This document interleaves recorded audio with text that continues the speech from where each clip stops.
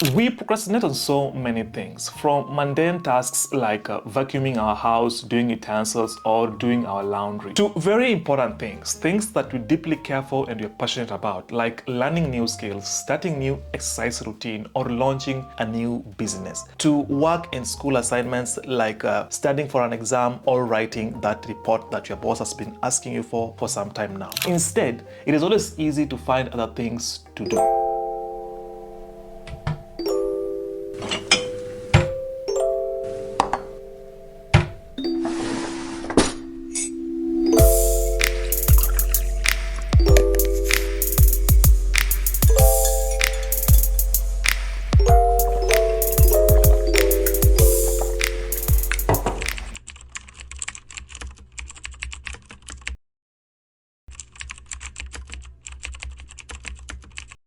Look at this data. 20-25% of adults are considered chronic procrastinators. 50% of college students procrastinate consistently and chronically. Another 75% of people consider themselves to be procrastinators to some degree. I can't count how many times I kept putting forward starting my YouTube channel. Until January of 2020, when I finally decided to start this channel and start posting regular videos. Looking back, I was suffering from the negative consequences of procrastination. And procrastination can have several consequences, including stress, anxiety, and decreased productivity. Not to mention things to do with the loss of precious time, gone opportunities. It can block you from meeting your goals. It can ruin your career. It can also decrease your self-esteem and self-confidence. Not to mention, you'll generally make poor decisions in the process of procrastination.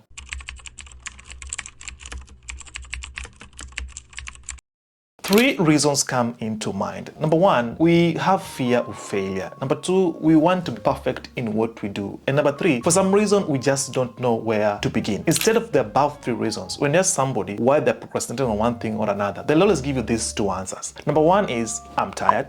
And number two, which is my favorite, I don't have time. So before we look at the solutions that I got, guys, I want you to tell me in the comment section below, what are some of the things that you've always put forward to do? It can be mundane tasks or it can be very important things like starting that new project that you've always put forward. Please share them in the comment section below.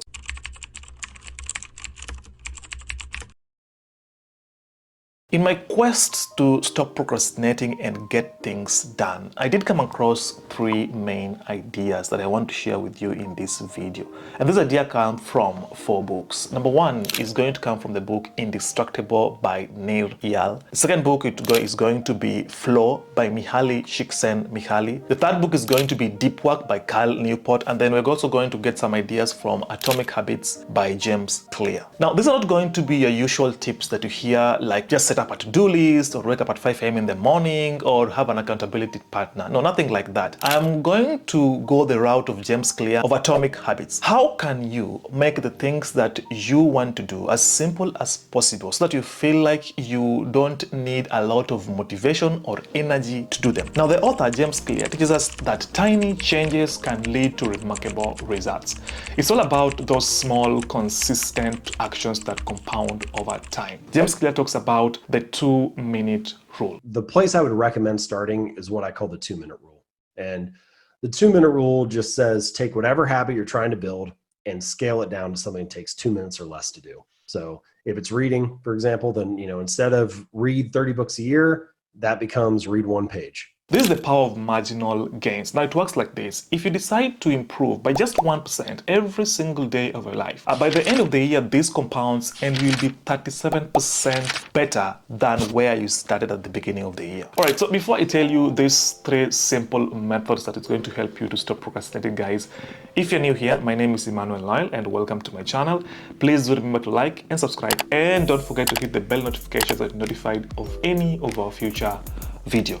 And support the amazing team behind this channel. Don't forget to check out our amazing offer in the description below. So we've looked at the negative consequences of procrastination, and what you want to now is look at the solution. So the first simple process you're going to go through is set clear goals and have deadlines. So when it comes to setting clear goals, for example, for me, if I was starting a YouTube channel, I'll have to decide that I really want to start that YouTube channel. If that is your goal, then the next thing you want to do is you break down the large tasks into small tasks. Because creating a YouTube channel is easy, but what's important is you constantly produce videos and publish on your channel. And that is where the work is. And it involves several steps. Like you have to research on a good topic, then you have to script that topic out, and then you have to sit down and shoot the actual video, and then you have to edit it, post it and publish it, and then do some SEO. Now this can sound a lot overwhelming and insurmountable. That's why you need to break down these tasks into small simple tasks that you can easily manage in maybe 1 hour, 2 hour chunk of time. And then this brings me to the next point on this, is that you need to wrap these semi-goals into reality. You don't want to give yourself targets that you can't meet. If you're starting a YouTube channel this month, then it will be impossible for you to start posting 20 videos a month. You want to be as realistic as possible. But it's like me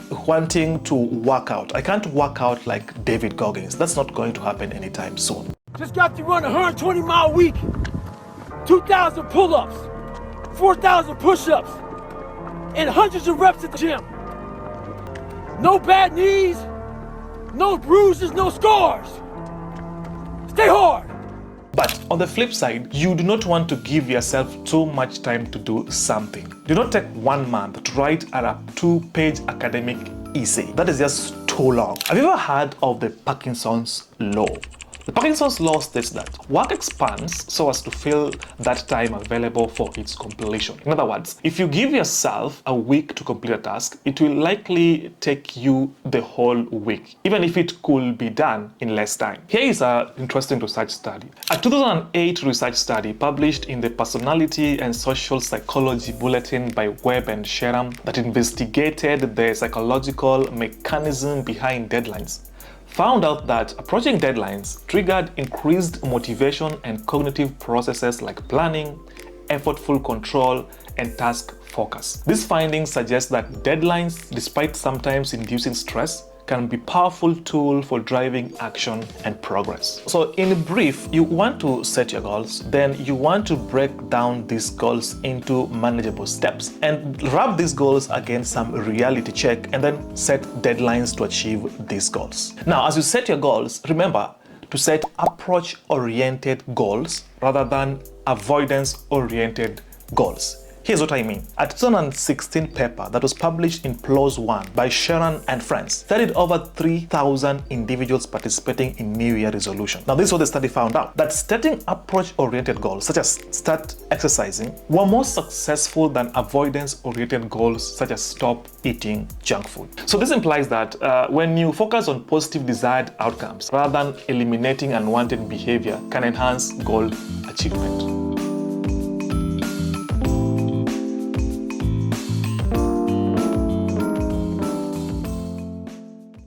All right, so you set up your goal. The next thing you want to do, which is very important, is just get started and remember to focus on the process and not the outcome. Do not rely on your feelings to do something.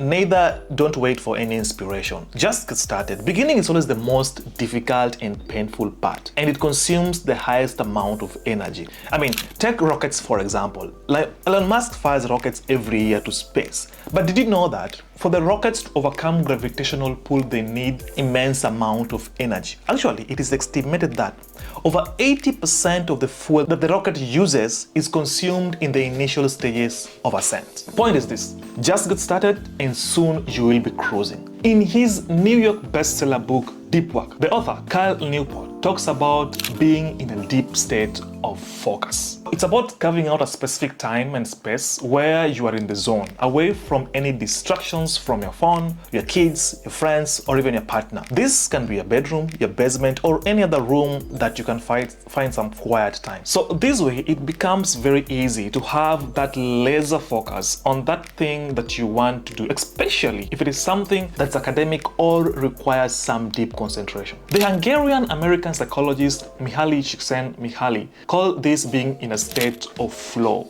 When you're in a state of flow, time flies and things get done. The author, Mihaly Csikszentmihalyi, gives an example of painters and artists. Research has it that some of the greatest artists like Leonardo da Vinci, who painted Mona Lisa, could stay in his room for hours just painting because he was in the state of flow. He was in the zone. To these people, time almost stops, and all their mental faculties are deeply immersed in their work. Talking of being in a state of flow and deep work, our number one distraction this day is our smartphone or cell phone.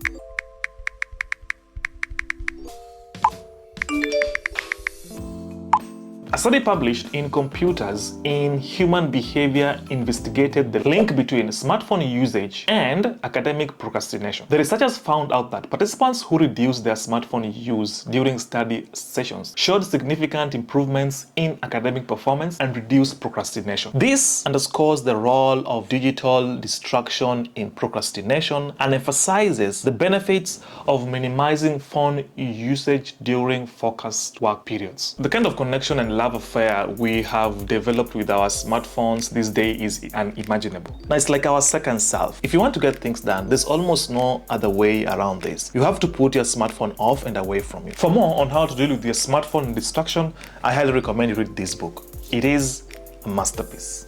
So you have set your goals, you have started to work on it, and you have set some deadlines. The next thing you want to do is you want to reward yourself. Don't get me wrong, I don't mean that you binge on junk food or Netflix after a 30-minute workout session. No, that is just roadmap to distraction. What you need is you need to reward yourself with, say for example, after a 3-hour of focused study, you want to reward yourself maybe with some nice, well-done meal that you enjoy. This way you reward yourself and your brain will thank you for it. Now, talking of focused study, you may want to watch this video that I did about the best study tips that will help you save a lot of time. Forget rote memorization and pulling all-nighters. But before you do that, please don't forget to like and subscribe because it really helps us to reach more people.